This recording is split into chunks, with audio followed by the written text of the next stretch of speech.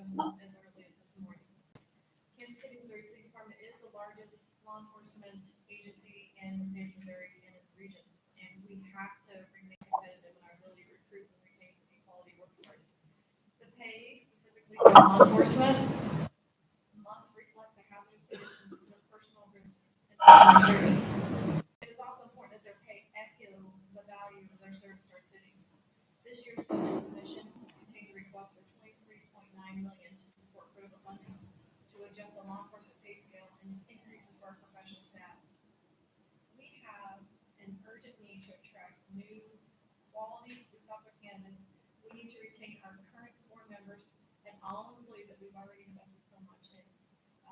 We are past a critical point in staffing at this police department right now. We've already had to reduce the number of squads and services. We've reassigned officers to be available for emergency calls for service to maintain basic functions. While we're implementing a new 11-hour shift patrol in January, this alone does not fix our crucial staffing problem. We have to not only offer a competitive wage, but we need actually to work hard to have the best pay in the region to show our current members we value and support the risks they take to make our city safe. We need them.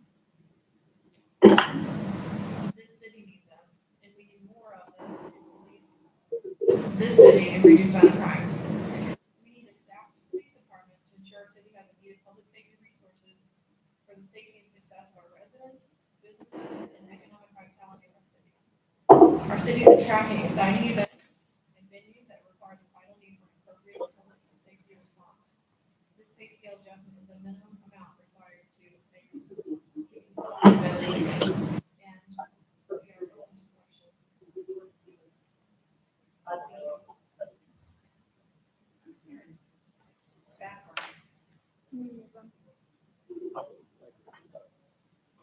If he's gonna. Yeah. We mute first, so we don't do that background noise. Don, when you're ready to speak, wave your hand or something. Okay. Thank you. All right, Mayor, I'll let you start. I'll start with a few questions. I may come back at the conclusion of all of that too. A few initial thoughts. I want to, first of all, thank you, Chief, for doing a few things in the budget this year that I find to be very helpful for us long-term and how we figure things out. One of which is this number of 1,282 personnel. There's a number in the 1,200. So I might have it wrong already. Yes, thank you. And giving us something that we always ask, a realistic, there's a lot going on. But ensuring that we have a realistic assessment of all who are there. So that's one. A few areas, and I will note that while I appreciate receiving it on Friday, I've not been able to read through the entirety of the document, which is substantial in that short amount of time. So I imagine we'll have more conversation from here. One initial question, and looking just at the schedules, is a pretty substantial increase in our contractual services request over last year's adopted budget of about 48.6% of change. Now, you noted a few things such as health insurance or other areas, and I understand kind of the preceding comment, which is the personnel is still alive, but an almost 50% increase in substantial areas of our budget does seem somewhat perhaps concerning. So if you could speak to that, not just the drivers behind that, but also ways that we may look to reduce that over time. There are always negotiation opportunities with health insurance, for example. There are other areas in which we may look to cost savings. But I think we all could agree any budget category with a 48% annual increase would be long-term unsustainable. Yeah, absolutely. It looks like a big increase based upon our adopted budget last year because of the efficiency cuts that were made in our budget last year. So last year, those efficiency cuts of about $12.5 million in contractual services existed in the adopted budget. We only adopted like $4 million. And so we end up, that's the board transfers you see every month to pay those services. And so that's why it's such a big increase, because that is what we need, is that $15 million to pay the bills to alleviate us from having to make those monthly board transfers. But compared to the adopted, that's that big difference you're seeing there. Understood. So are we right? Are we right to assume then that there's no place for cost savings in this area? Because I believe you said elsewhere in the presentation. So that non-personnel increases this year, maybe in the chief's transmittal letter, are 8.9%, which even itself is actually a somewhat substantial increase in costs for us.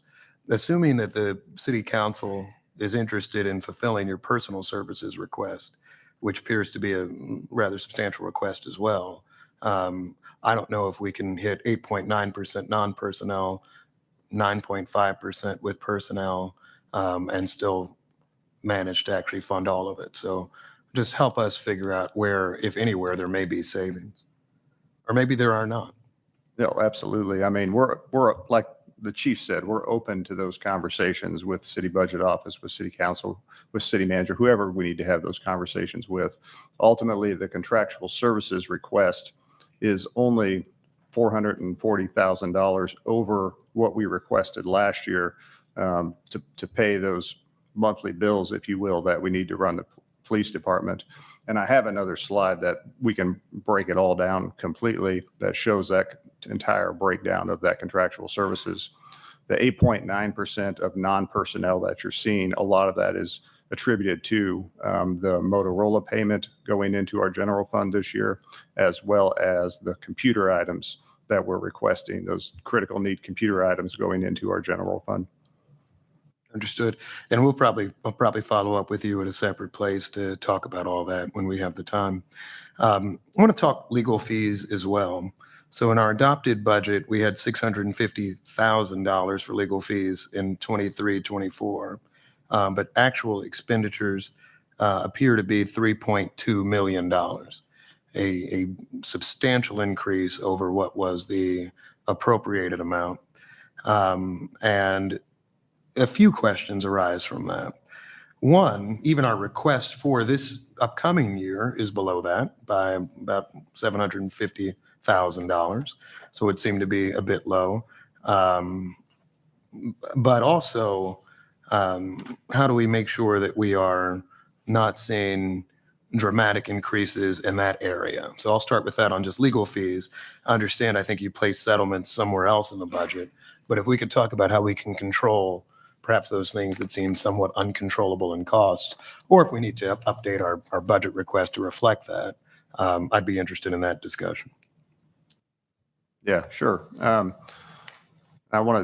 just going to be careful about how I respond because we're in an open session, but we do have some big cases that are prevalent that the department is going through right now. A lot of those big cases, we contract out for legal services for those cases. And that's what those legal fees are, is work on a select few bigger cases that the department is undergoing at the moment. And there's also been recently, I guess, a shortage of personnel in our legal services, and we're building that up as well. And so we're hoping to see that decrease in the coming year. This year, it is especially high, and it gives us concern as well, and we're trying to work through that process and what we can do to change that. But we do need to budget for next year at least, so we're not shorthanded when it comes to that. Understood. On the previous question relating to health insurance, do we do new procurements perhaps on where we can find our best rates for some? I'm even recalling when we purchased vehicles the other week, our procurement process appeared to be that we submitted the opportunity for bidding to 3 or several different folks in the industry. And perhaps theoretically, if we cast a wider net, we might be able to find better savings. I don't know. That's theoretically something that would work. I mean, do we continue to look at ideas like that? And if so, can we try to do that to drive more potential cost savings long term? With regard to the health insurance, as consistent with the city, we go through Lockridge to broker that for us. We went out for an RFP 2 years ago, I believe it was. And when it came back, we still ended up with Blue Cross Blue Shield based upon the results of that RFP. I think there was only one other entity that responded, if I remember right. And so, and again, it goes back to Lockton working with us as well as the city. You don't want to saturate the market and do an RFP every year, because then you won't have the responses and they won't be as competitive. So we have to be careful doing that. And so this year it'll be another renewal with Blue Cross, and then we'll have those conversations with Lockton going forward about potentially putting it out for bid again next year or the year after. Understood. And then one just kind of setting question.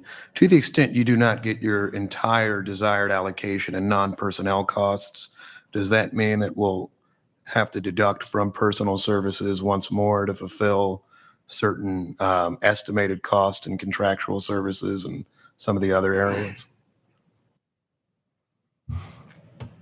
It's hard to speak to that without knowing what those numbers exist. I can tell you from this budget, this is what we need from contractual services, commodities, to be able to pay the bills from the police department, as well as try to attract the numbers that we hope for on the personnel services side. So that's something we'd have to look at after the fact to be able to decide where the give is there. That's all I have for now, Madam Chair.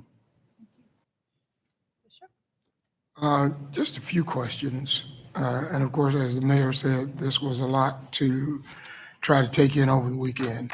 From our most recent previous budget, we always talk about whatever we didn't spend went back to the city. Is there a figure from 21-22 budget of how much actually went back to the city? There was nothing that was remitted back to the city at the end of our budget years. We use every bit of the funding that they give us. Do we break out overtime by department, or is it just a figure? Because I know we do a lot of overtime, but in several departments. Yeah, from the budgeting standpoint, it does get broken down by department and then built together in that one overall figure. And so we do that, and we have those numbers, and that's something we can provide if you need it. Okay. Last question for the chief. You know, we talk about recruitment and all of those things. So are there any ideas that you've bantered around how we might up that recruitment and not only just recruitment, but also keep it in mind the diversity in recruitment? Right. So, and Deputy Chief Niemeyer talked about this at the last board meeting just a little bit. But he mentioned all the different places and spaces that we are. We are in so many high schools now, trying to get Kansas City kids here at the age of 18 or 19 engage in some of those positions, whether it be dispatcher or detention officer or otherwise. That way they can come up in the organization, already be here when they're 20 and start the academy like right away. So it actually reduces a lot of time, and someone's already coming up in the organization. But also we've also done those where as soon as somebody goes through the process, we hire them on and we put them in a patrol division station or the records unit, somewhere where they can learn a skill prior to the academy class starting. Where before we held off and just waited and hoped that they would still want to be engaged. And in the communications unit, even contracting out people to work, and also training our current members and trying to cover some of those open positions. But as far as recruiting and retention, that's another urgent request, or at least it puts another, reinforces our ask to make sure that our pay for law enforcement officers is competitive, and also a pay increase for our non-sworn staff.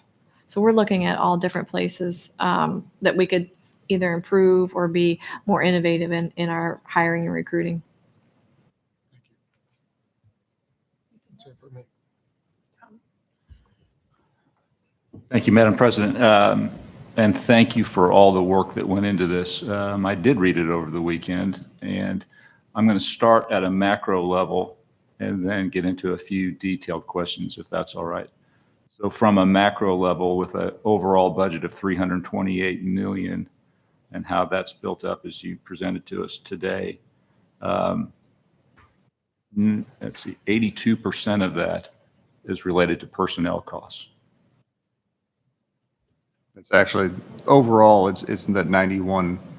Of the city fund, well, 91%. City fund is, yeah, 91% of that is personnel costs broken down between personnel services, contractual services. And when we add in treasury, we can build that up for other sources. And grants, get to- yeah, because there's certain personnel that fall under the grants category, and so they roll up into that as well. And then when we add to that, the computer equipment and the radios, respectively, those are both about 3.2%.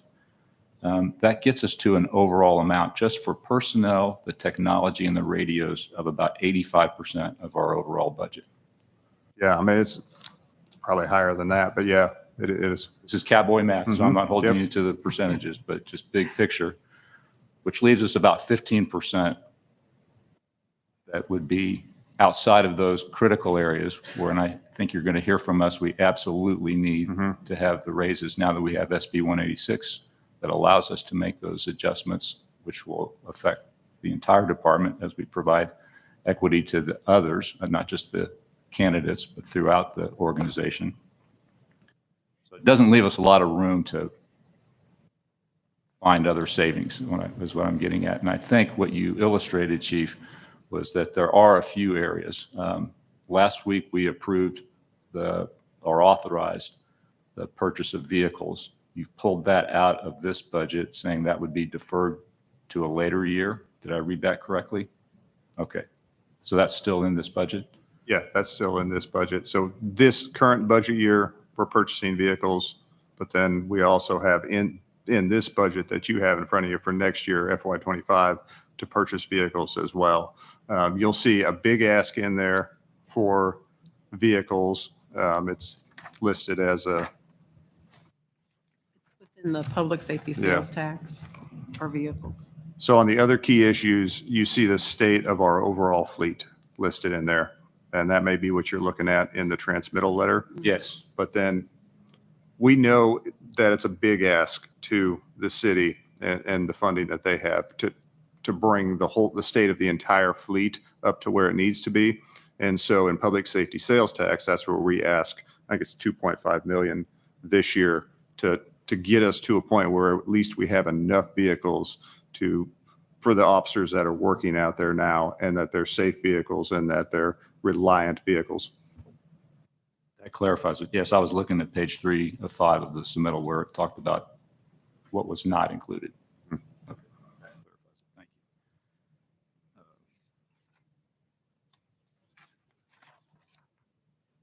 you. Help me understand then. I think the goal is to try and reach 1258 law enforcement.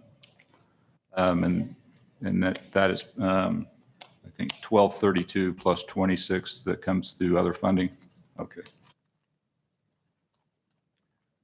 I believe I've asked this before, so if you get tired of hearing me say this, tell me. But that factors in attrition as well. So for example, when we lose one and we're trying to hire one, we really need to go hire two. That's correct.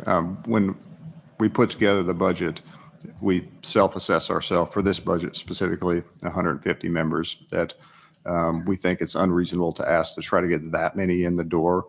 Our goal is to get to that 1258 number through both other funds, grant funds, as well as general funds. But then we also factor into the budget what our attrition looks like throughout the year and project when people are going to leave, what that payout looks like for when people retire, as well as how that works with the overall personnel services number, the salaries number that you see.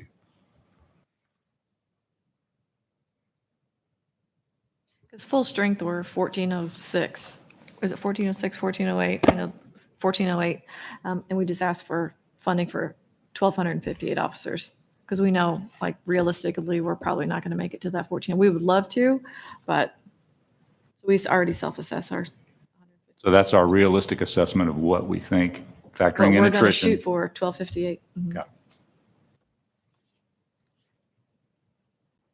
Right now, we have 1,099 officers, and we have how many in the academy? I think we're at 43? 42 or 43, yeah. And just to note, Christine and her shop puts a lot of effort into this budget. When they put it together, they factor in the fact that we're not going to get that whole number, 1258, to start on day one of this budget year. So they know, she factors in that at this academy class, there's going to be 20, 25 is what we're projecting. And at this one, there's going to be 35. So we're not asking for a full year's salary for the second academy class because it starts later on in the year. And so it's broken down throughout the year based upon when we project that we will get them into an academy class. Yeah, I saw that note, and that would be relative not just to compensation, but to benefits as well. So Correct. the pension, well, that's separate, that's Yeah. through actuary. But the health benefits would be relative to that attrition rate and hiring rate. Correct.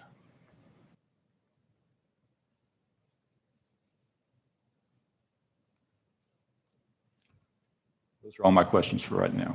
Thank you. Mr. Mayor, do you have something new? Oh, I'm sorry, Dawn, do you have questions? You have to unmute.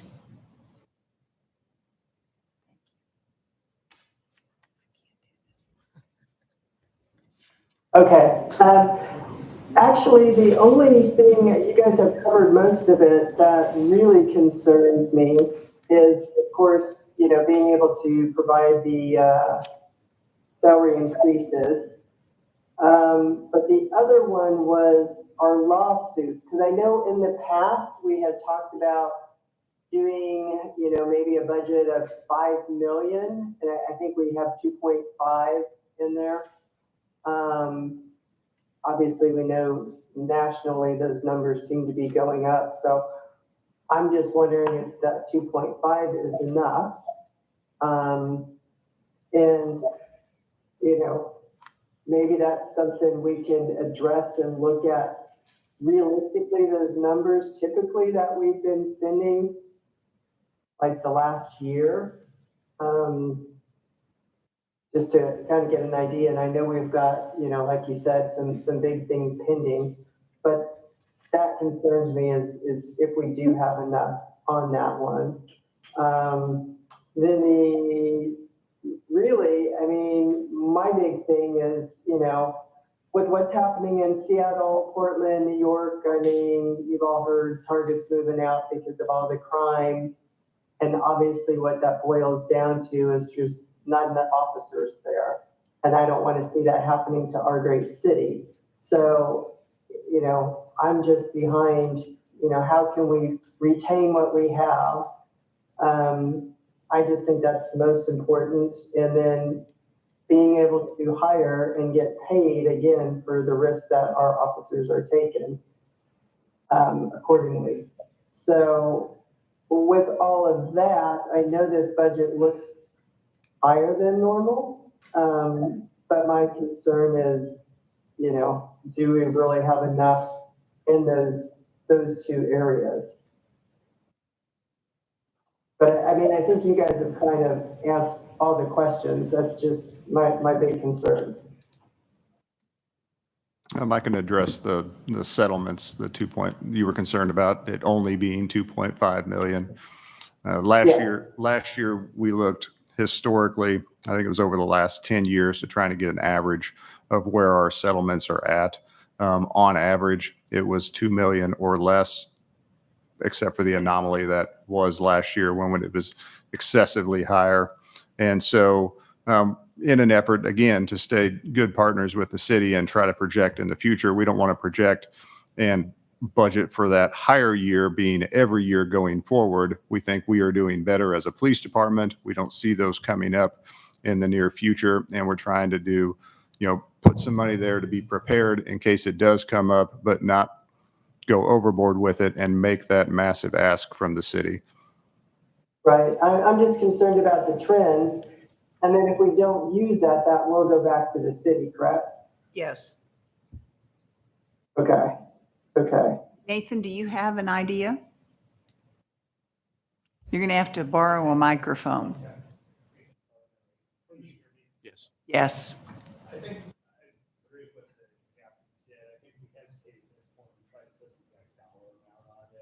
but looking at the trends from the last few years, that gives us a little more breathing room. And then if we have something much larger than that, we come back and try to approach it that way. We don't want to overcommit on this section of the budget if we've already other places. We don't need to use that. Are you considering adding another lawyer into the general counsel's office? Yes, we're hoping. Okay. We have two previously. We're hoping to get back. May I ask a follow-up in this area? Because I share Commissioner Kramer's, I think, rather astute observations. While I understand the rationale for the 10-year look back, I think we publicly, not just for police departments, but local governments, are seeing a pretty substantial increase in annual settlements, jury determinations against us and beyond. And I have some concern here primarily because not just the budget perhaps not equating to what we had planned long-term, but also the very real concern that there may be some who are looking for substantial sums from us, and understanding that in the event we have to pay either a settlement amount or heck, a jury award, right? That is money that largely will get deducted from personnel. And so we may go through a good amount of work to agree to pay our officers more. But if we get hit with a brutality settlement, and there are several cases looking for such things, then that money does not go towards what we were intending it to do. What I might ask Mr. Wienert is actually give us an assessment, and you can't do it today, but give us an assessment of, like I would assume a general counsel like Mr. Whitaker might do, or others, of potential liability that exists in the world. You are not a soothsayer, so you can't predict it perfectly, but kind of where does exposure look to be? What cases may look like they're ready for some determination in the next fiscal year? And then assess us through a forward-looking path as to where our costs might be. We do ask the city attorney to say, what trials might we have? What are the big cases that are coming our way? What does that real accurate look prospectively for us?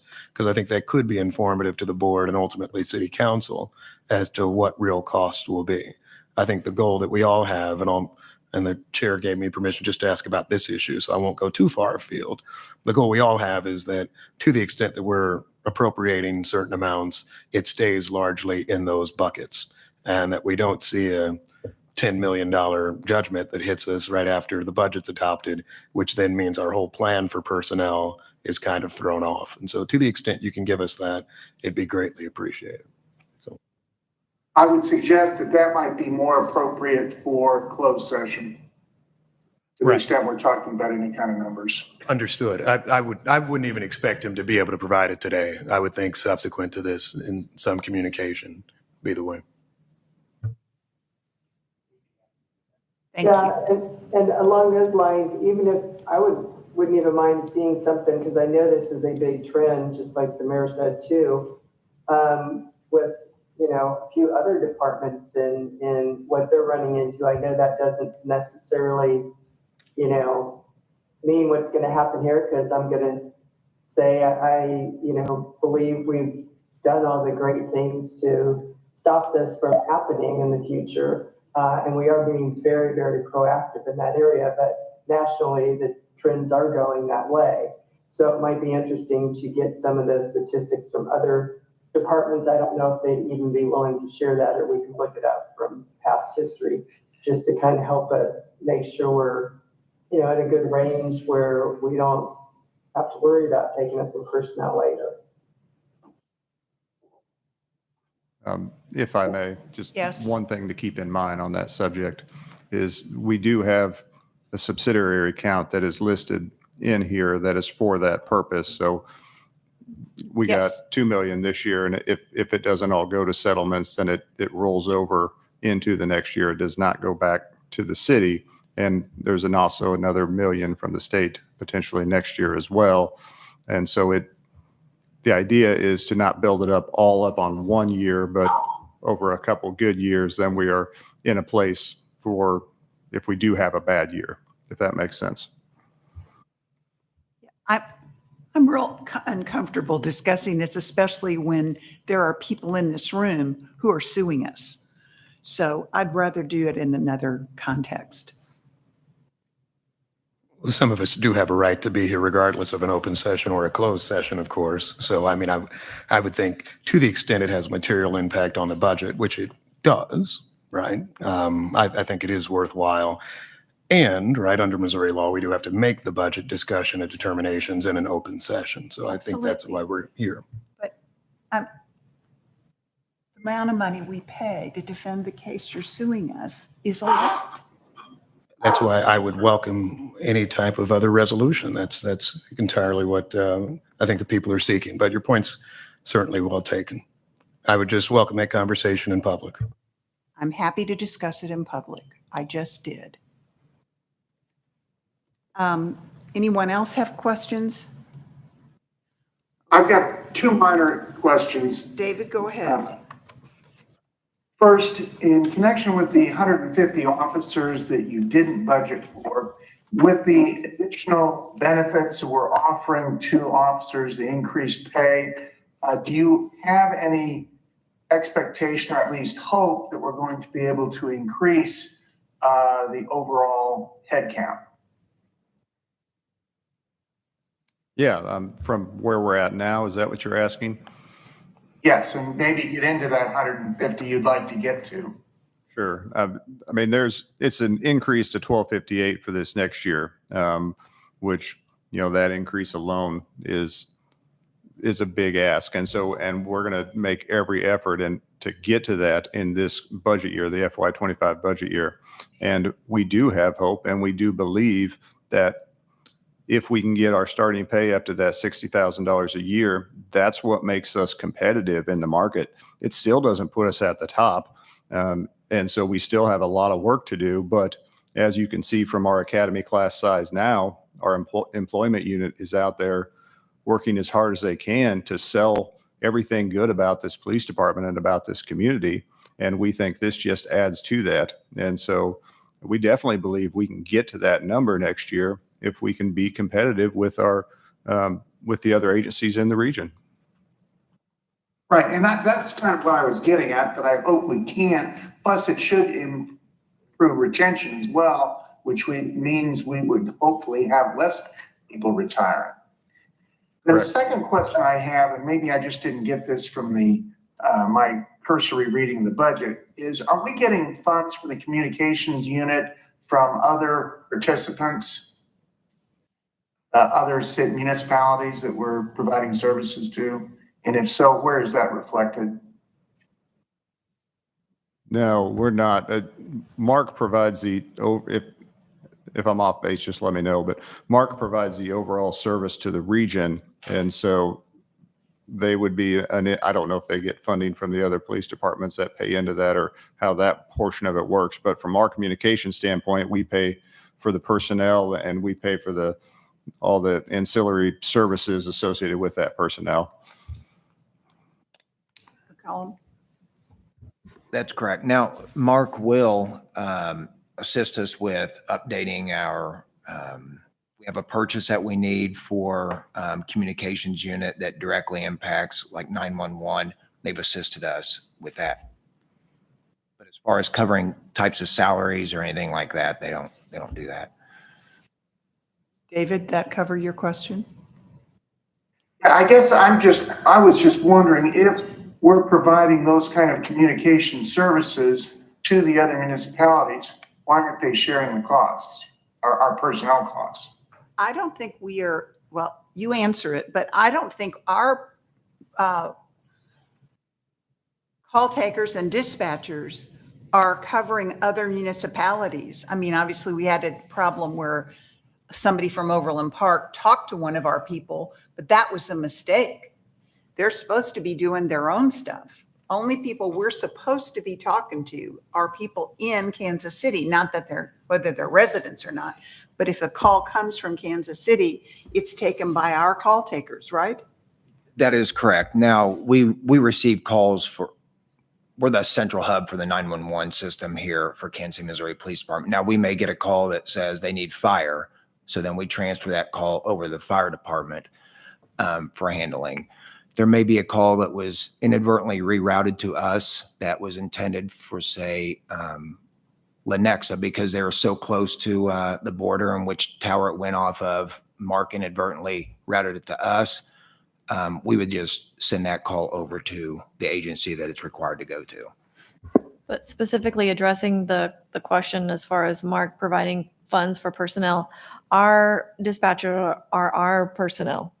So we're responsible for paying all of their costs. And that's the same for other agencies.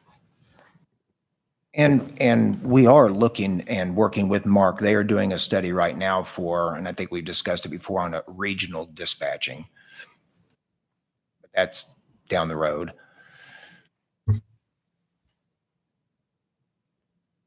David, anything else?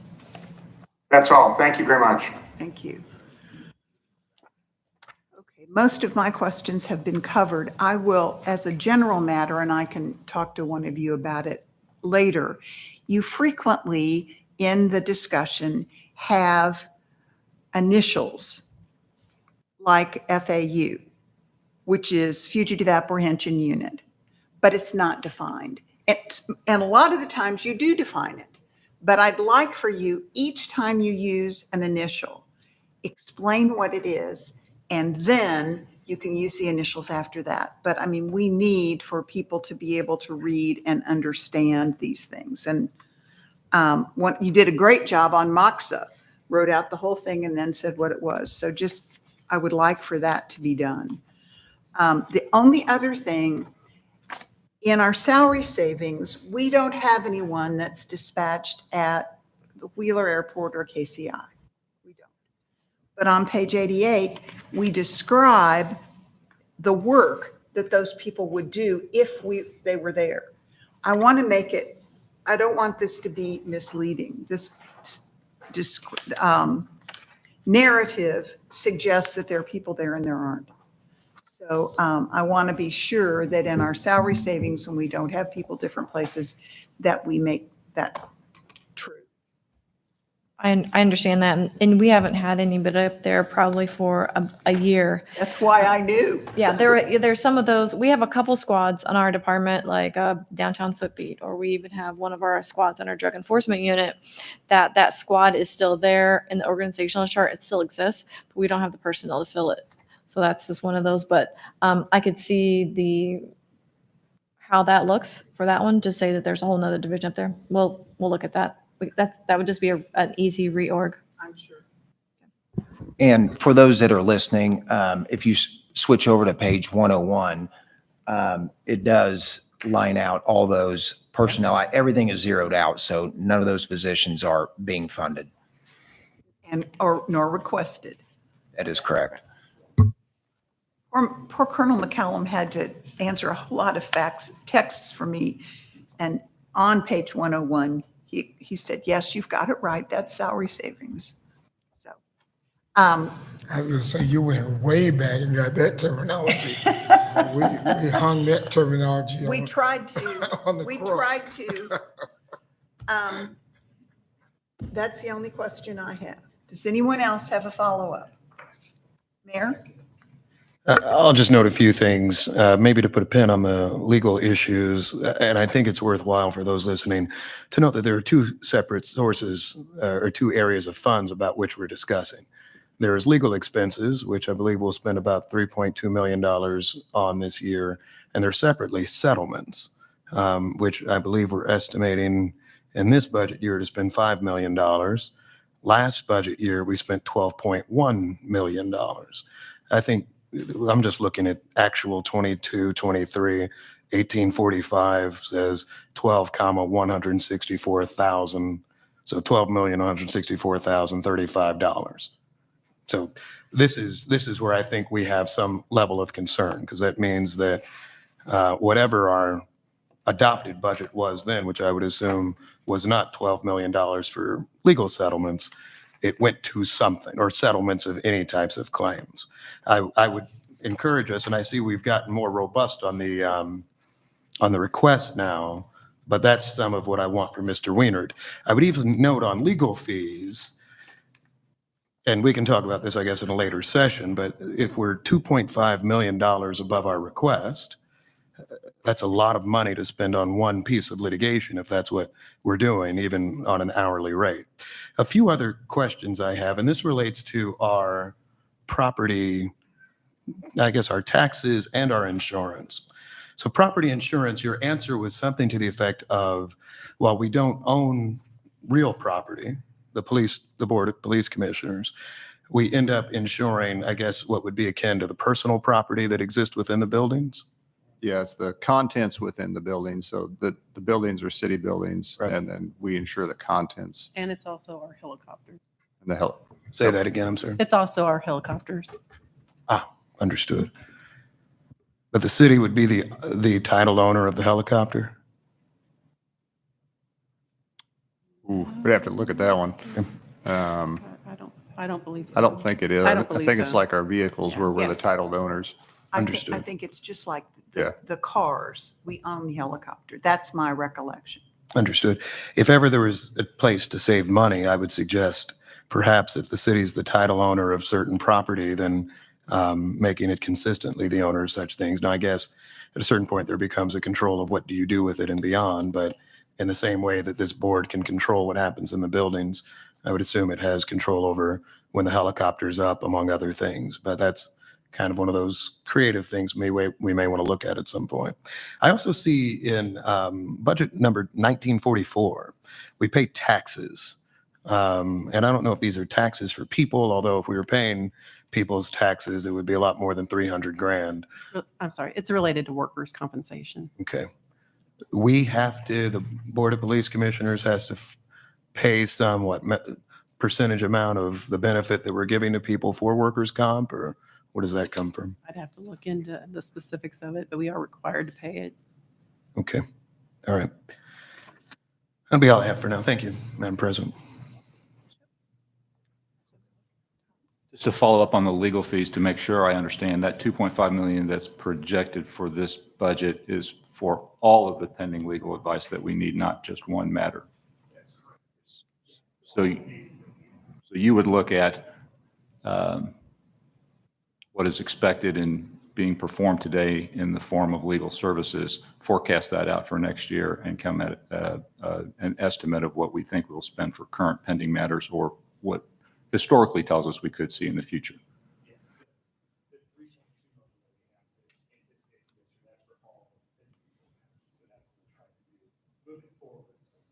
And I assume, maybe I shouldn't assume, but it would be appropriate at times to ask some of the firms that do work for us for a budget of what they see to get a case from start to finish, so that we can take that into account and then hold them accountable also to work toward that budget.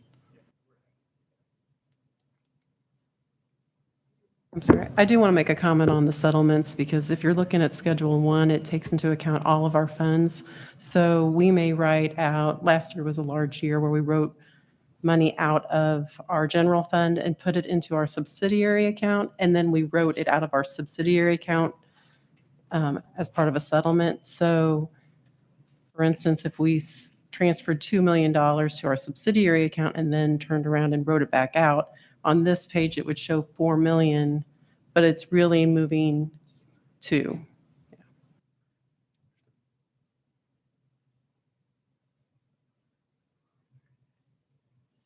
All right. I understand that the chief wants to take this budget to the city council to start working on their discussions. So I need to know if there's a motion to approve that, and if these changes that we've asked about or questions need to be answered before the chief can start talking to the city council, or is this something that we can adjust later? So we're talking about the 328 figure? Yes. So before we get into a motion, so last year, we sent a figure, and then they sent us back a figure, but they never talked to us about the figure Right. they were going to send back. So how do we approach that this year, Mayor? You know, I mean, very simply, I would imagine it would be the same way. I mean, the charter hasn't changed. The way we do budgeting hasn't changed necessarily. I'm sure conversation is welcome, but I think if I were speaking with my mayor hat on as a member of the city council, as I guess I often am, I mean, you'll be sending over a fairly complete document. So I don't know how earnest the conversation can be. It seems as if there's been a determination in the event this board approves a budget recommendation, that this isn't just a, hey, we're thinking about this. It's a, this is what we need to, in your view, to fund the police department and on from there. So, you know, more conversation never hurts, and maybe it gets us to a point where everybody gets on the same page again. But, you know, when the first communication is what you feel is the ultimate necessity, I'm not sure how we necessarily change kind of what's occurred in the past, other than more conversation. But if I'm reading the charter, what's going to happen is, like every other department, you'll send a request over. The manager and the mayor will come up with a budget recommendation to the city council. City council, after February 15th-ish, when that is submitted, will have 6 weeks to vote on it. And then there will be a final document that comes to the Board of Police Commissioners after that. Okay, so we're supposed to have a budget to them by October 20, if I understand the list correct. What is the best way for us to get our budget document to the city, and so that they would be receptive to our needs and our requests? I have every faith that the professionals in the finance department and the manager's office will certainly be receptive of your needs. I imagine they'll balance that with the other demands that exist at the city of Kansas City. And then in terms of conversation thereafter, there is no limit, particularly for the chief, but for any department director or departmental staff, I'm sure, to influence what would be the city staff in terms of the importance of certain need areas and the importance of what that budget request might be long-term. So that's the truly structural way that it would be done in nature of the charter. So you need a motion? Yes, sir. So I move that we submit the 328, 327, 162 budget to the city. Is there a second? I second the motion. Any discussion? All those in favor say aye and your name, please. Talbot, aye? Whitaker, aye. Dean, aye. They're muted. Don is muted. Can you unmute? Lucas will abstain. Kramer, aye. Thank you. So we have 4 ayes and 1 abstention. Any other questions or discussion? Appropriate for me to say anything at this time? Sure. I just want to go back to, Mr. Mayor, like the conversation that you just had. It's my understanding that in years past, maybe not recent years past, but in years past, the budget was something that was more of a collaborative approach, where we sent over a budget, we work with city finance of where those funds would be in what accounts, instead of just sending over a budget and then getting back. That's exactly how you said. And then we get it here, and then we need to do budget transfers. So we've already had that conversation with the city manager, and have every intention to work on an amicable budget with city finance. I think the board has just given you the authority to get that started. Anything else that should come before the board? All right, I accept a motion to adjourn. Move for the adjournment. Second. Motion's been made and seconded that we adjourn. All those in favor say aye. Aye. Opposed, say no. Thank you all for attending. Thank you.